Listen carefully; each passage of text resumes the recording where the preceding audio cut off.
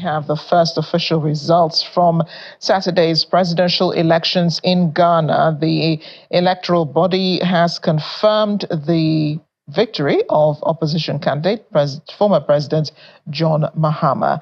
With results in from 12 of the country's 16 regions, Mahama has a strong lead of 61% against 38% for Vice President Mahamudu Bawumia. The Vice President has already accepted defeat and congratulated Mahama on his victory on Sunday, but there had been some frustration that it was taking too long to announce the official results. President Nana Akufo-Addo is stepping down after reaching the official limit of 2 terms in office. This election comes amidst the worst economic crisis in a generation for Ghana.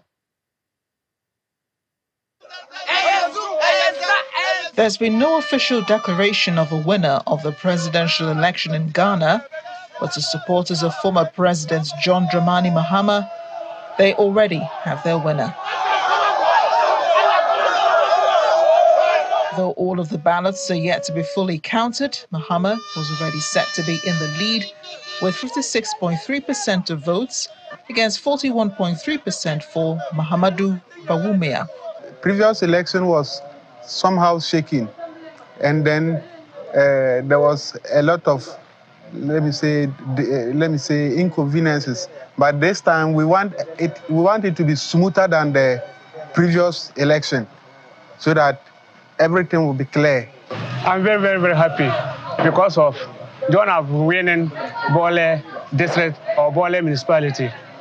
So today I'm very, very happy. All of the town, young boys, youth, ladies, old men, all of them are very, very happy because of their brother, their son, their uncle, their, their son.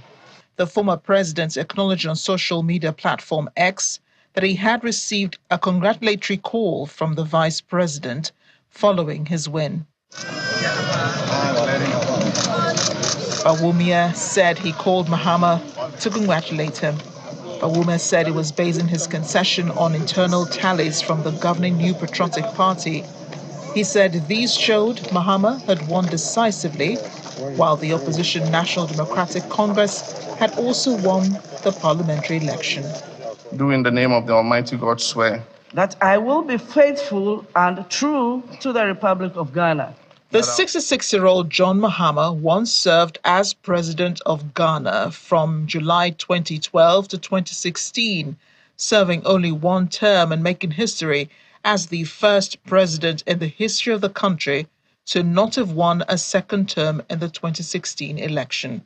But this was his 3rd attempt at reclaiming the nation's top position following his run in 2016 and 2020. One of the first African leaders to congratulate Mahama on his victory, President of the ECOWAS Commission, Dr. Omar Toure, who congratulated the people of Ghana for conducting successful presidential elections and for the democratic maturity displayed throughout the electoral process.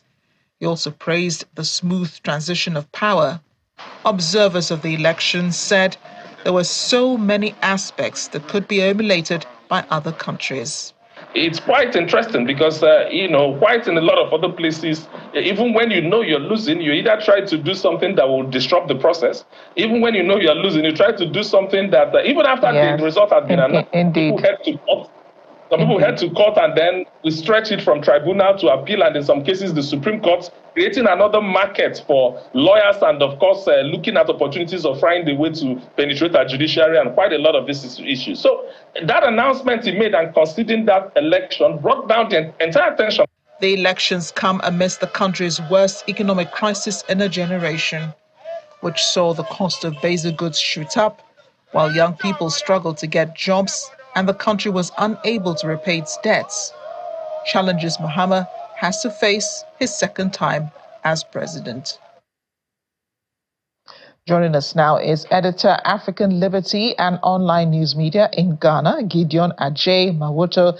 He is in the Ghanaian capital, Accra. Gideon, thanks for joining us on the program today. Thank you for having me. And it does appear that much of Ghana is eager to have a new president in the person of the former president, John Mahama. What is fueling this anticipation in people across the country? Okay, thank you again for having me. I think the people are actually excited about this new development. The idea actually of going to the polls this year was the economy. That was the main issue on the table. And so people are excited and ready to see what the new government will do in terms of changing and shifting the economic situation in Ghana. And so, yeah, there's a lot of excitement in the air. Yeah, I can imagine. And the vice president made a move that we hardly see in African politics. He already conceded before the electoral body, which we now know has announced the first official results. Mahama is at 61%. He's at 38%. So given this, it does seem there was quite a smart move that he made yesterday when he conceded the defeats to John Mahama. But what lies in his political future? I mean, the current vice president, who's presidential candidate for the NPP, what can he do now after leaving Jubilee House alongside President Nana Akufo-Addo? Well, there's not much to do at the moment than to regroup with the political party to re-strategize and see what they can do what to the next electoral process, which will be in 2028.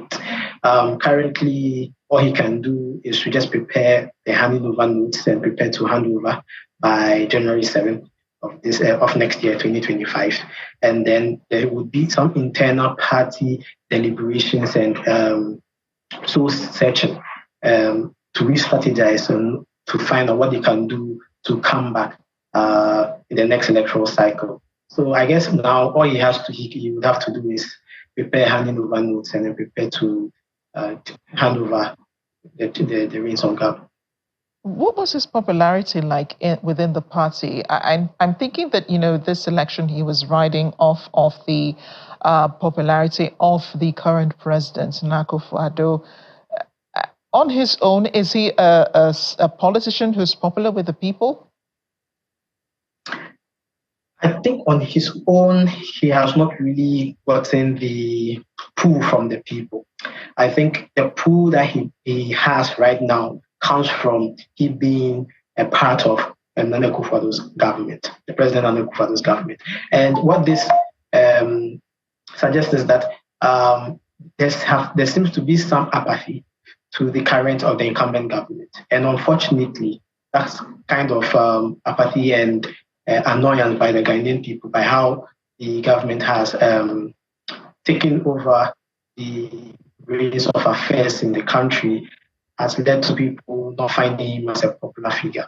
In Ghana, for example, he was the head of the economic affairs, and so he was in charge of making sure that the economy was running. But we had inflation running amok. There were the cedi depreciating, prices going so high, people losing investments, and so people attribute that to him because that was like a portfolio that he held in the government. So I think his popularity is not that high, and so probably there needs to be restructuring and readjustment by the party, and we'll find out what happens in the coming days. Yeah, I will probably see him in the next 4 years as once again presidential candidate of the NPP. We'll move past, the rising cost of food and employment. You already attributed that to his government as being part of Nana Akufo-Addo's government. But, in this election, there was also an interesting figure, and that's the popular Ghanaian actor John Dumelo. We've seen him in many films here in Nigeria. He won the Ayawaso West Wogon parliamentary constituency seat.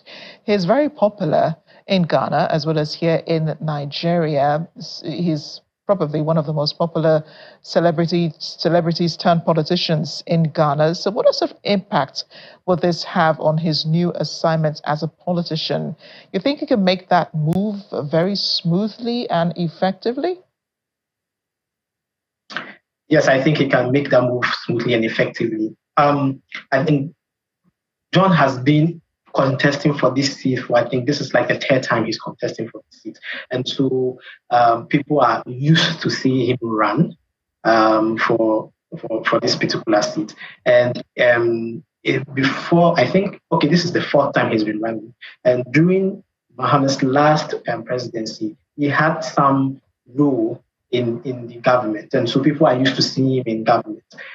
So currently, what people from the Ayawaso West will be expecting would be to see some sort of improvement in their day-to-day lives, and when it comes to their road networks and things like that.